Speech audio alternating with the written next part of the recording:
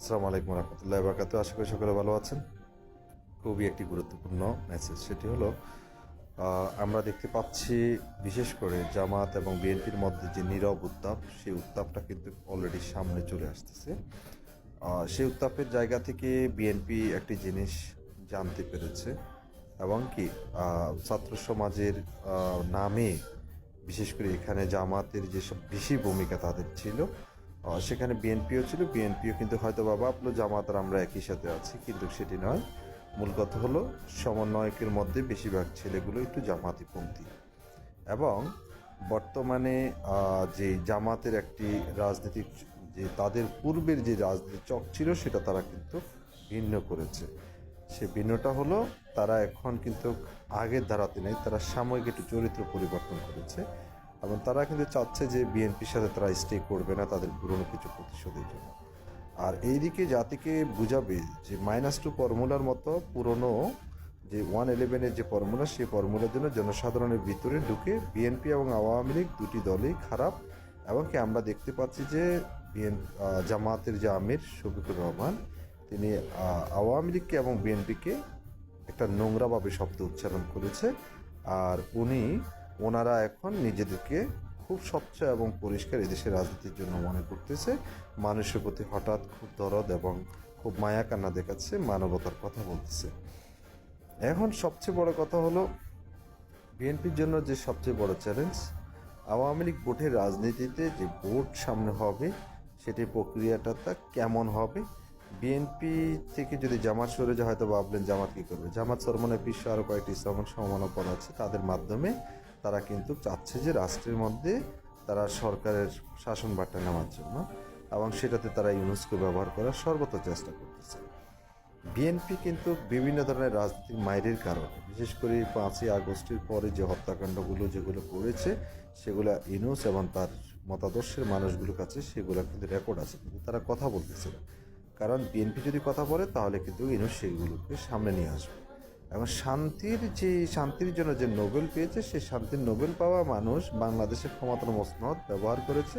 শান্তির নোবেলকে আমরা দেখেছিলাম অশান্তি সৃষ্টি করার জন্য আবু সাইদের বাড়িতে গিয়ে খুব একটা সুন্দর অভিনয় করছে। এখান দিয়ে যে আজ পর্যন্ত মুখ খুলে নেয়, গাজী গ্রুপ অফ কোম্পানির তাদের যে ফ্যাক্টরিতে আগুন দিয়েছে, সেখানে 175 কি 185 অ্যাবাউট এরকম প্রায় মানুষগুলো হত্যা হয়েছে, কঙ্কাল হয়েছে। তাদের নিয়ে রাষ্ট্রীয় শোক, তাদের প্রতি কোনো মায়া কান্না, তারা কি দেশের জনগণ ছিল না? না। মূল কথা হলো এদেশে পরিবর্তনের কথা মুখে সবাই বলে, বাস্তবতার কাগজে কলমে সেটি নেই। সারা বাংলাদেশে নীরব হত্যাকাণ্ড চলতেছে এবং কি আওয়ামী লীগকে নেতৃত্ব শূন্য করার জন্য সেটি চলতেছে। তবে এর ভিতরে doctor Yunus end of the day হাঁপিয়ে যাবে বিএনপি জামাতের কাছে। তাদের চাইলে যখন হাঁপিয়ে যাবে, তখন কিন্তু বাছার যে প্রক্রিয়া করবে, সেটির প্রক্রিয়াতে তার একটা সে যে জিনিসগুলো করতেছে, বিশেষ করে আপনারা জানেন জননিরাপত্তা আইন অথবা বিভিন্ন বঙ্গবন্ধু পরিবারের প্রতি যে আইন, সেগুলোকে বাতিল করা, সব কিছু করতেছে।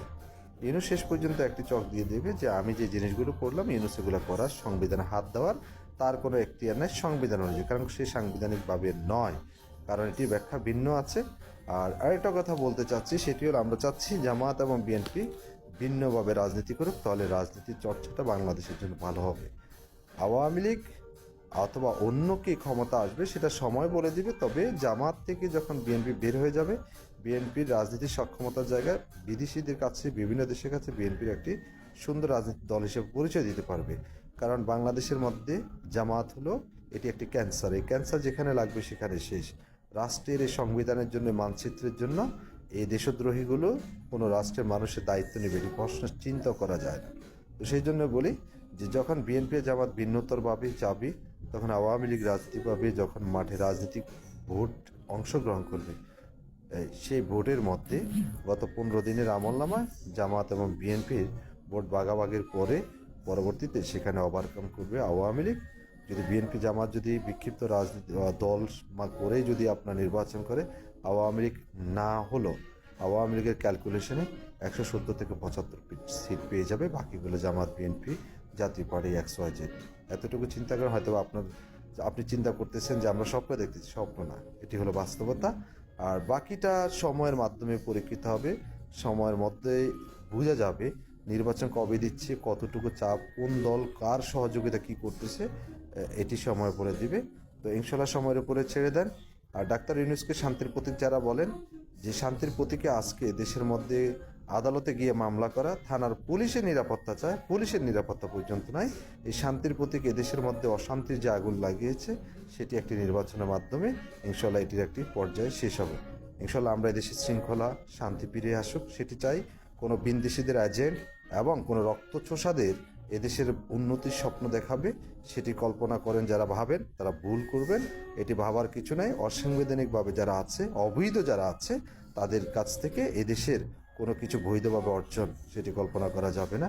যারা ভিক্ষার জন্য বিভিন্ন দেশে এখন দৌড়াচ্ছে, চাচ্ছে, পাকিস্তানের মতো একটি রাষ্ট্রকে তারা বলতেছে বাংলাদেশকে সহযোগিতা করবে, যাদের দেশে তারা নিজেরা খাইতে পারে না।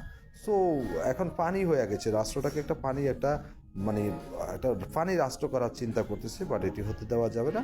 বীর বাঙালি ইনশাল্লাহ জাগ্রত হবে এবং এদেশে তাদের ম্যান্ডেট দিয়ে আবারও তাদের পছন্দের সরকারকে গঠন করবে ইনশাল্লাহ। তবে ক্যালকুলেশনে ইনশাল্লাহ আবারও বঙ্গবন্ধু কন্যা এদেশে ক্ষমতার মসনদে আসবেন, এটি বিশ্বাস রাখুন ইনশাল্লাহ।